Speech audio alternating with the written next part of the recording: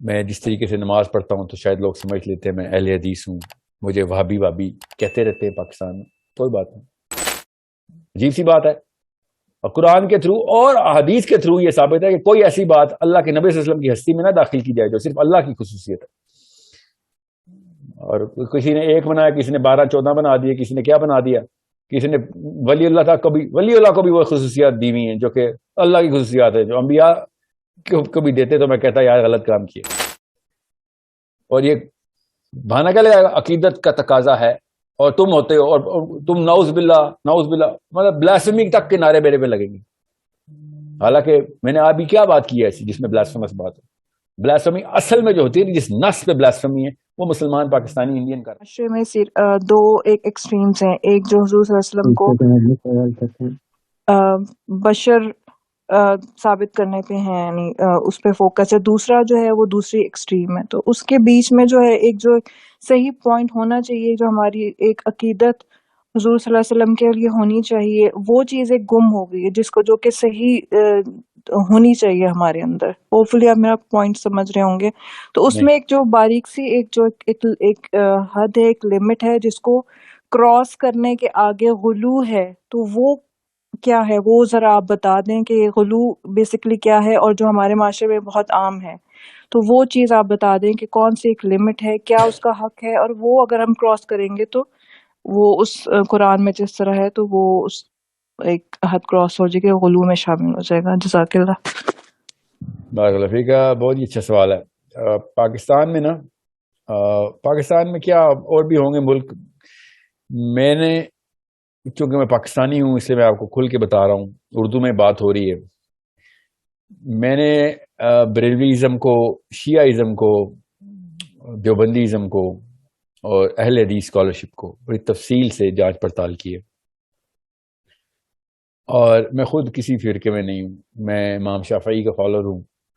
اور میں جس طریقے سے نماز پڑھتا ہوں تو شاید لوگ سمجھ لیتے ہیں میں اہل حدیث ہوں.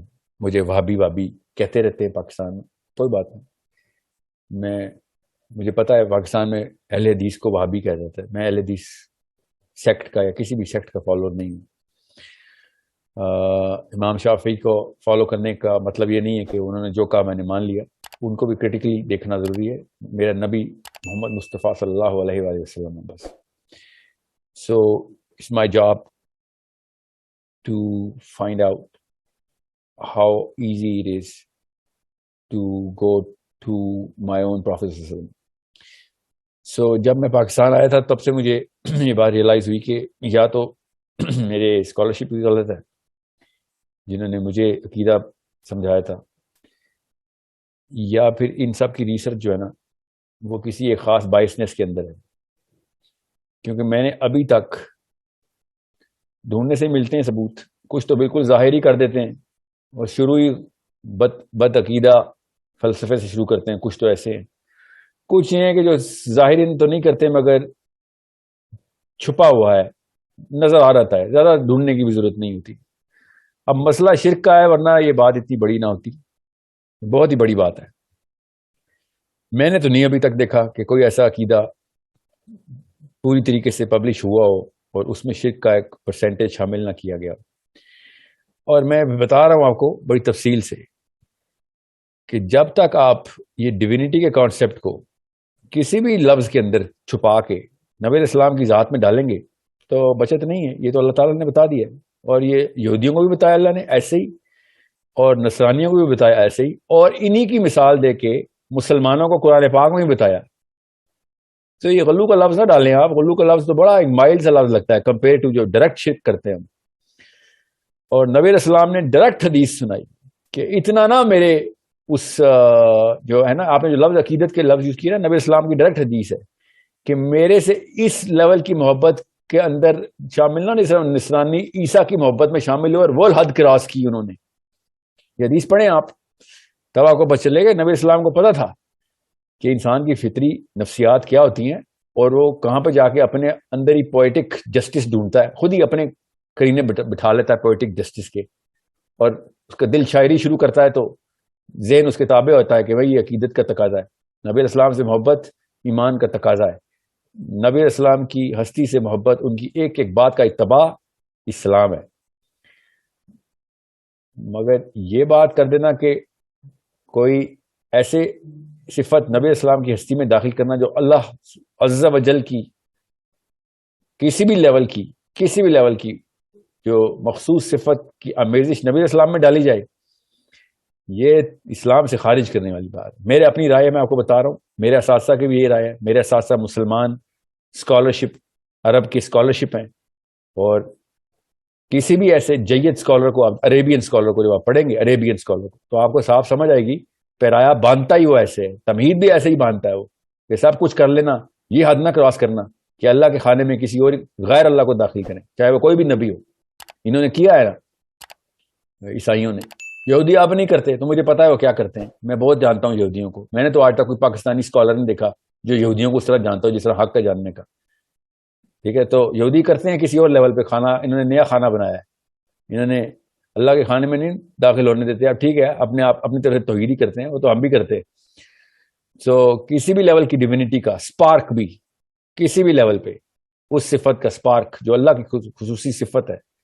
اور آپ نام دیکھیں گے کوئی کیا میں نے خود پڑھی ہے نا تفسیر، پاکستان کی سب سے پبلش ہوئی بھی تفسیر ہے کہ اللہ کا نور کا ایک ٹکڑا اللہ سے جدا ہو کے زمین پہ آ گیا، اس کا نام محمد ہے. میں نے خود پڑھا ہے.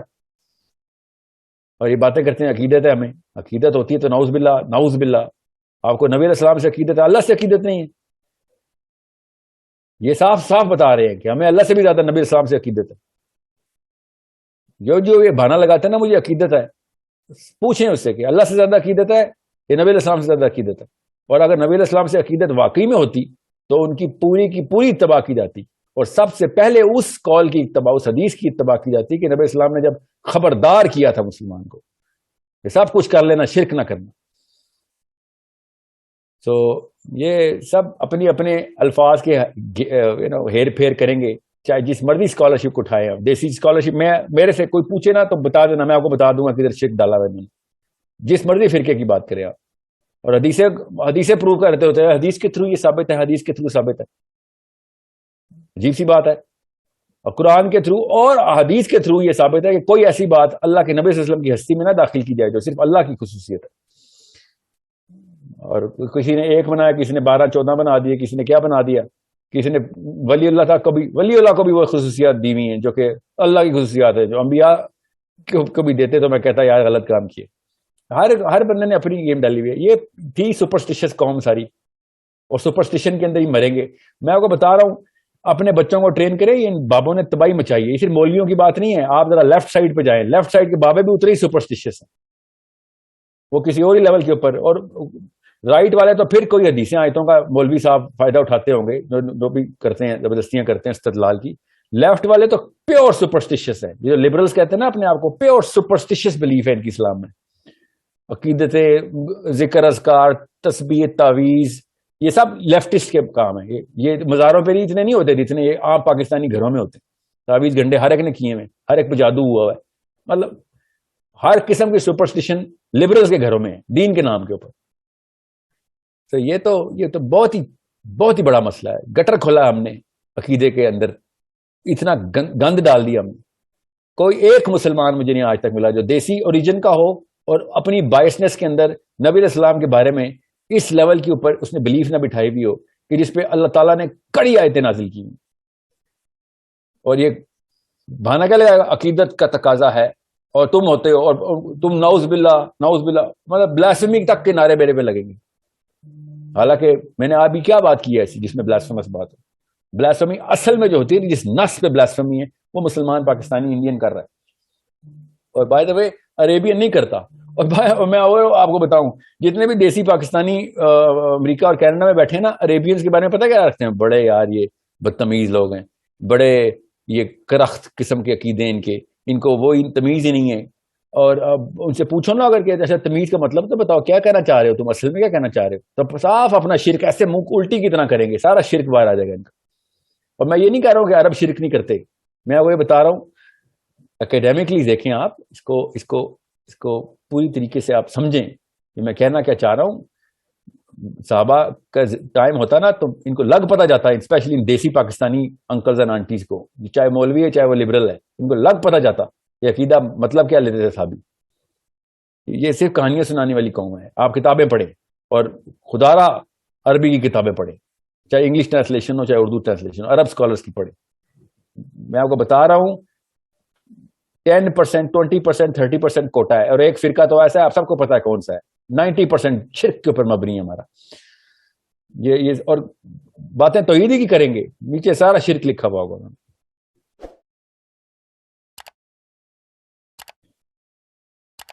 I hope you get the bigger part of your question answered.